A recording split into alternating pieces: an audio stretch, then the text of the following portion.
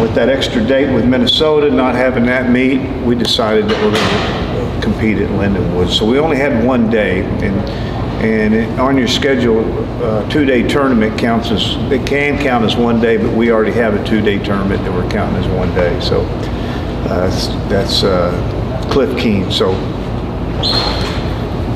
I think we're somewhere in the range of 33 or 34 guys to load up on the bus on Friday. Yeah. And much, and hopefully the majority of the starters. As of right now, I think all of them. We'll see how. Had a couple of them have a little small little injuries, but I don't think at this point we're too concerned with them missing the weekend. Do you know anything else with Braden? He's going to be back quick. Yeah, quicker than we thought. So I would assume that he would be back for Lehigh? Mm-hmm. Yeah, maybe Keen? Cliff Keen. Yeah, maybe. Yeah, it's not nearly as bad as that he made it look. You know, but it is a scary injury. You know, your hamstring. I mean, my experience with guys, it's a bad feeling. You know? We talked to you last week. You couldn't say anything, so you didn't have the signed documents sent over or scanned over. Talk about your recruiting class. Yeah, Merrill. I mean, start with him. Man, he comes out of California, a 97-pounder. I think they have him ranked around 5th or 6th best recruit, pound for pound. I would say he's better than that. I'm telling you, this kid's good. Daniel Cormier, spent a lot of time with him, and we see a lot of Daniel in him. He's quick, explosive, uses his speed. This guy's good. Hey, he's good. For where he's at and what he did last summer at Junior Nationals at Fargo. Didn't get scored on, tech fall to everybody. I mean, wrestling some guys that are heading to D1, big schools. He's good. I mean, maybe one of those Dayton Fix signs, you know. I mean, could be that, you know. And so, J.J. McComas from Stillwater, great kid. He's really progressed, you know, each and every year. And if you would have asked me 3 years ago, could he wrestle for Oklahoma State, I'd probably told you no. You know, that's just, and I just seen a good attitude and taking responsibility for getting better, and he's gotten a lot better. He's been competitive. He's wrestled some of the best guys in the country, tough and hard, and he's dedicated. I mean, he's devoted to it. I mean, you see his attitude, and it's something that rubs off on everyone. Rin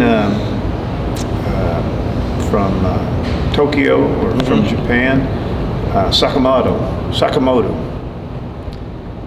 He's good. He's good. He's quick. He's fast. He's something. I think for us, it was about maybe our history of having Japanese wrestlers that really helped us, and a lot of them having a lot of success. I think 5 of them won 4 national championships. You know, different guys. I think that was what it was about. I think our past helped scoop him in.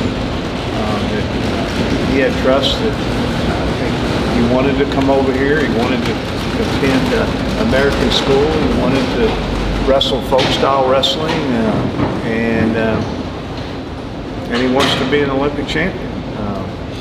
And I think someday he'll probably have that opportunity to wrestle for Japan one day in the Olympics. So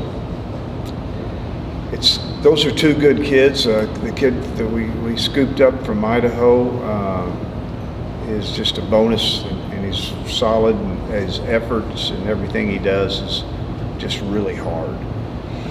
So anyway, Ren and Merrill, as well as JJ, I would have to tell you those are three of the good recruits. And of course, you know, you don't stop recruiting until the portal closes. So, unfortunately.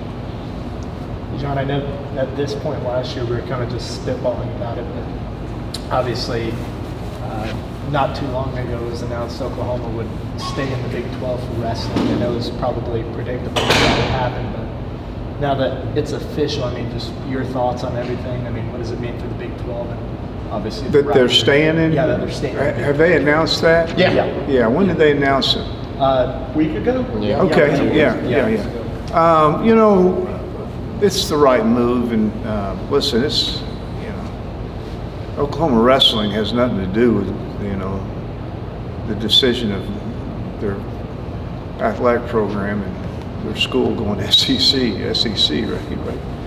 You know, let's not, you know, I'm just glad that, you know, that as a conference we're not penalizing people, you know. It's disappointing for me to see what happened and occurred, but well, I'm excited about OU being able to stay in the conference, and appreciate the conference office, you know, allowing it, saying, yeah, we have a history in wrestling, and we want to maintain a great history in wrestling, and in the last few years. They've accepted Missouri back, and now we're taking OU back in, and OU belongs in our conference, and I look forward to a lot of bedlams. We may be You may be the only one for a while. maybe you know, maybe that's a good thing for us, you know. I mean, I'd rather us all be doing it, you know, but I look forward to maintaining bedlam and watching a lot of. I'm spitballing here. You use the word spitballing. Arizona State comes in. That's a really good wrestling program that you're bringing back into the conference, or bringing into the conference. Why has Colorado never wrestled? Isn't that a great high school state? They did. Colorado wrestled back in the, you know, they Title IX. Yeah. But isn't their high school? Aren't their high school programs still pretty good out there? Yeah, it's one of the best. They have the highest number of attendees at the state tournament than any state in the country. I mean, they pack at that Coliseum in Denver. What is it? Pepsi Center or whatever? Yeah, the big one. Yeah. Yeah, they pack it, sell it out. So maybe we can get it back. Colorado, yeah, they were I think in the 70s. During that time, you know, we suffered a lot of losses at that time, you know. You mentioned Ren earlier. Hey, any of them can bring it back. Cincinnati, great state. Ohio, and a great state for wrestling. BYU, you know, they've had it. They've wrestled. They've had it before. Yeah, Colorado. You know, it's just it's a tough time with the challenges that we're facing, and getting hit upside the head about once a month. Yeah, you know, and so it's a challenge right now to start anything, but sure is an opportunity, and where I think they just give it a chance. I think people just jump on. You mentioned Ren earlier and him wanting to learn folk style. What challenges will he face whenever he gets over here and has to learn that different style of wrestling? Getting off the mat. Yeah. I mean, you know, that's if you remember Z, our heavyweight, I mean, it almost took us 3/4 of a year to finally get him up. You know, so it's just such a different, you know, where if I get taken down in freestyle, I try to defend a turn, and I don't try to get escape. Actually, it'd be silly. You'd probably give up a lot of points. So that would be the challenge, just getting him up off the mat, teach him a little bit about riding, but it's still with the changes in the takedown being 3 points. I mean, this is big. I think that the riding and coming off the bottom is going to become less important when there's a three-point taken. And if you saw our match, you saw how quickly you can get there to a tech call. You saw how quickly a match can change, how critical it is to, getting 2 takedowns and 1 escape in the first and going into the second 6-1, and you go down, make it 7-1, and with another takedown makes it 10-1. I mean, the other way would be 6-2. Now it's 10-1 in that scenario. So a lot of different scenarios exist that we're still trying to figure them all out. I mean, and it'll take us 3 or 4 months to really just take the whole season to really just understand the differences between a 3-point takedown and a 2-point takedown. I wasn't there. I was in Florida watching it on my phone. It sounded like, and I don't know how many people were in there, but it sounded like it was fan-friendly. The fact that points started, Americans love points. Yeah, in everything. Yeah. And we need to continue with it, So the 2 big changes this year was the 3-point takedown, and then they added the 3-point near fall. So 2, 3, and then 4-point near fall. So I kind of pushed for, when I was on the rules committee, which I went off last year, I pushed for the first takedown to be 3, and that be the only 3-point takedown. But I'm pleased with every one of them being 3. I mean, it doesn't bother me. We saw scores in the 20s. Couple of them, yeah. And you'll probably see some scores in the 20s this week. And I think we'll see a score someday in the 30s. And when I say someday, under these rules, you sit there and you take a guy down, and let him go, it takes,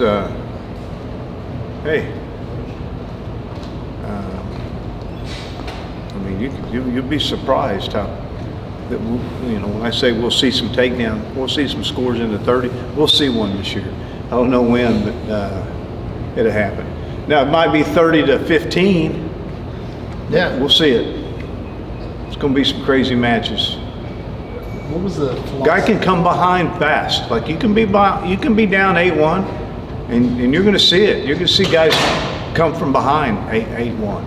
Hopefully not on my guys. Hopefully we're the ones. Hopefully we're never behind 8-1, but it's going to happen. You're going to see some crazy stuff with this score. Yeah, Nationals is where I expect to see some Yeah, crazy. you're going to see some crazy. You're going to go, my gosh! I mean, he's up 6-1, and all of a sudden, the guy's down 12-10. Like, wow. So 3-point takedown is going to make a big difference. The extra near fall, I don't know. It probably will. John, you mentioned how initially you were pushing for the first takedown to only be worth 3. What was the philosophy behind that? Just aggressive. Start the match. Whoever gets the first takedown, he gets 3. The rest of them are 2. So that's an extra point, And so just starting the match, being aggressive, and not running a 0-0 score. I think we had one match that didn't score first period. Connor Doucette's. Surprise. A little bit. Yeah. Needs to score more points. 0-0 is not good. We don't want to watch it either. Anything else, guys? Good. Thanks, guys. Thanks, John.